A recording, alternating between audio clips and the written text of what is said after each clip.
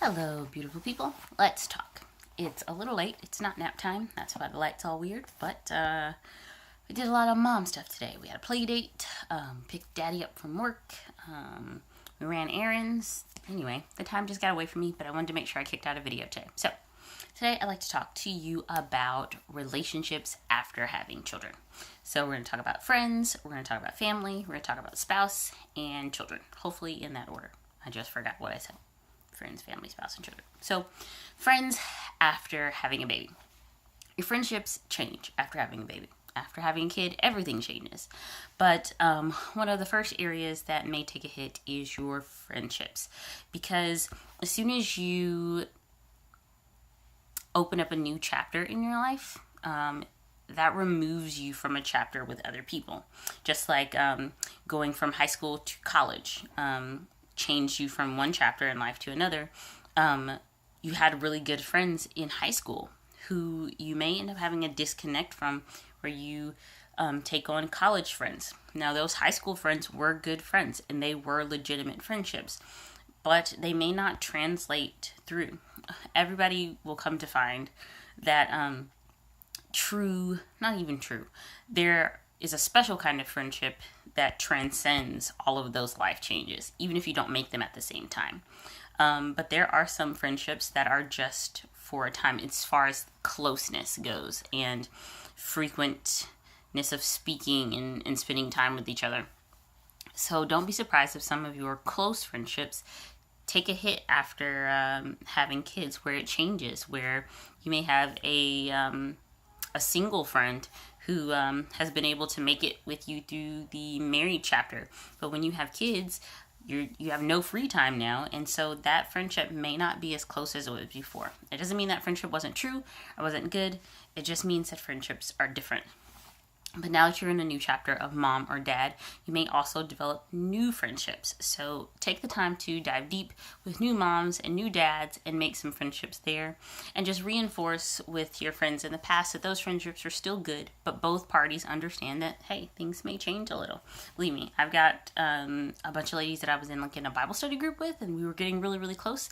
And then I had a second kid, and it was just like, well, we can handle the first one, but now you have zero time. So that dynamic may change.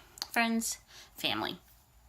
When you have a kid, just like when you plan on getting married, family relationships can get a little stressed, because whenever you make a big transition like that, people start to give you, it's like Christmas, where in the journey of marriage or children, they can give you plates, diapers, and advice.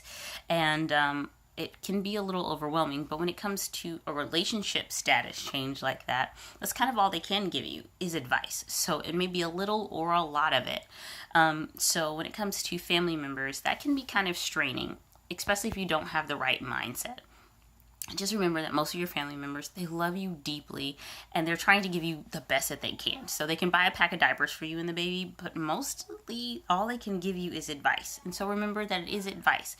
It's an opinion, whether it's wacky, crazy, crunchy mom advice or really strict helicopter mom advice. It's still advice, and they're doing it out of love. So try and respectfully take that advice, even if you don't follow through on it. So try not to allow the beginning or that advice stage to stress family relationships. And do understand, just with this dynamic change in your life, things may change with your family balance, where you want to see your mom every day. You may not get to do it all the time, or you used to see your mom once a month and now you see her every day because she's there with your grandchildren. Be prepared for a family dynamic shift as well. So try and spend time with family members that you normally spend a lot of time with, and make sure that you make some free time for yourself if family members start to become overwhelming. It's really about balancing your time with those people and drawing boundaries if you need to. If every time you turn around your sister whisks your baby off and you want your baby around, tell your sis, hey, let's reel it back in and bring me my kid back. They'll understand eventually. Friends, family, your other child. This has been important to me.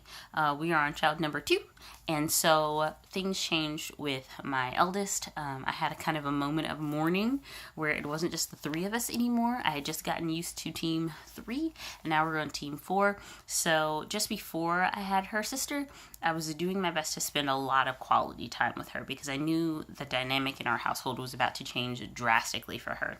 And I think what's been the hardest about that transition is she's lost quite a bit of just kind of freedom, where she could just kind of twirl around on the floor and randomly throw things and play around and have a good time. Where now she has to kind of be aware of her physical space, where her spinning around like a tornado before wouldn't have been a problem. Now she's spinning around like a tornado and she can knock her sister over. So I feel like there's a lot of no, stop, don't touch. Like, it's just, especially with all the sleep deprivation, and we're just trying to remember not to be short with her. She is not aware of her space, the space that she takes up. And I know that she loves her sister as much as any 2-year-old can, but we're just hyper aware of keep the baby safe, and she has no idea what that means. So when a new kid comes along, just try to remember to make some quality time for the other siblings, sibling or siblings. I try and squeeze in some quality time with my eldest when my youngest is napping. I would like to take a nap, but I take that time to maybe read a book with her, or just if she's watching her tablet or something, I'll sit down and watch whatever random cartoon she's watching with her. Just spend some quality time with the siblings in the family and your spouse.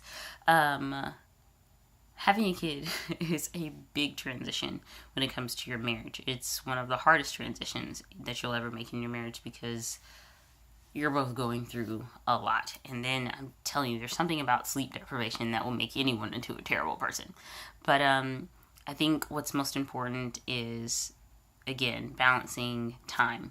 One of the first priorities I think people should try and do after you have a baby, as soon as you get that baby on a bottle, try before you have the baby to line up somebody that you trust to babysit, and try and have a date night soon after that.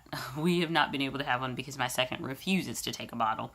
But date night doesn't have to be long. It doesn't have to be movies, dinner, blah, blah, blah, blah. It can just be some time together. Try and make sure that you squeeze in some time together, even if it's just the 2 of you falling asleep on the couch in exhaustion. At least you did it together.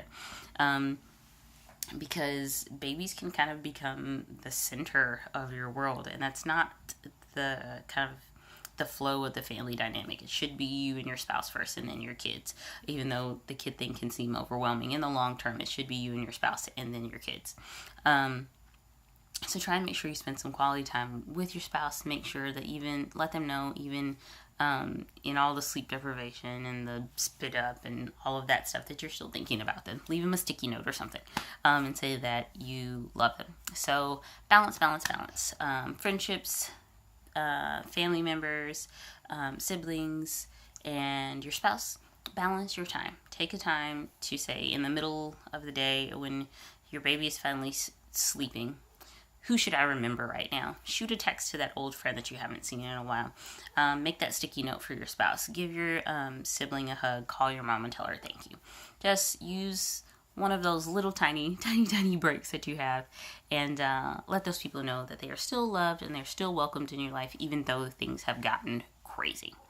That's all for today, I think. Sorry that this video is kind of but we gotta go downstairs and make that time for family that I was talking about. Yeah, we like to Hulu and chill at the end of the day. Anyway, love you guys. Sorry that this is late, but yeah, I hope you've had a fantastic week. If you had your baby this week, congratulations. If you're looking for your baby to come this weekend or next week, I'm excited for you. It's adventures and adventures and adventures after that. Please like, comment, share, subscribe, and I will see you guys with a mommy moment on Monday. Bye guys, love you.